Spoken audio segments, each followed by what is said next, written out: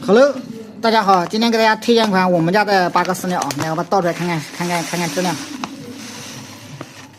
然后啊，你看我一直推的就这一款饲料，因为我没有推荐过别的饲料，因为别的饲料我没吃过啊。但是我们小黄这也有别的饲料，但是我自己有饲料，所以我就主推我们自己家这款饲料啊。然后再跟你们说一下啊，如果说你们，因为我们主推的是我们自己家的饲料啊，我们这个橱窗里面啊，虽然说有很多饲料，但是我们自己家也有饲料，我们主推这一款啊。然后我在这里想说的就是，我只推荐我们这款饲料。然后就是说，啊，你们吃我们这款饲料的话，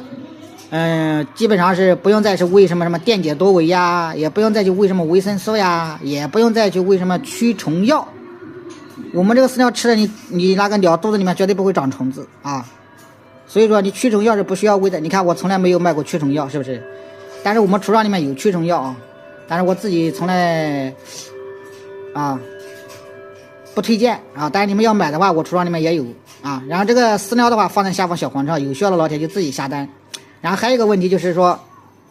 好多老铁反映说我们这个饲料容易碎啊，在这里我给大家说一下，简单说一下，为什么说我们这个饲料容易碎啊？我们先说一下这个饲料做的过程啊，这个饲料做之前，我们是就好比说这么多配料啊放在一起，然后从那个机子里面压出来啊，压出来肯定这么粗的，肯定这么粗的东西压到最后，肯定这么粗的东西压到最后压得很细啊，从那个机子的缝里面压出来，如果压出来就直接打包卖的话，那我告诉你，这个饲料是肯定不会碎的，它扔来扔去是100%不会碎。但是我们压出来之后，为什么没有直接卖嘞？因为从机子里面直接压出来之后，这个饲料是非常坚硬的，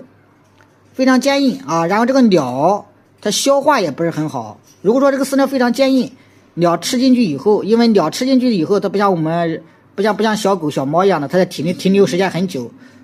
这个鸟吃进去慢的话，肯定2个小时；快的话，肯定个把小时就代谢就排出来了，就这种肠道里面就排泄出来了啊。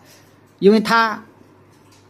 如果说这个饲料特别坚硬的话，在体内停留的时间又短，它就不能完全吸收，不能完全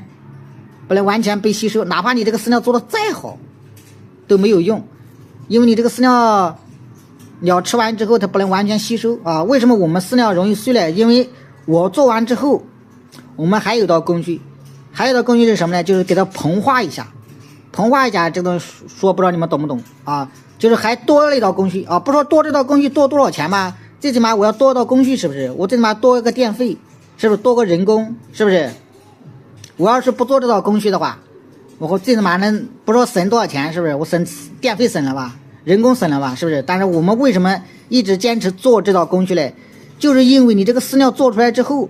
如果说你不做这道工序的话，你这个饲料吃完了以后不容易吸收，哪怕你的饲料做的再好，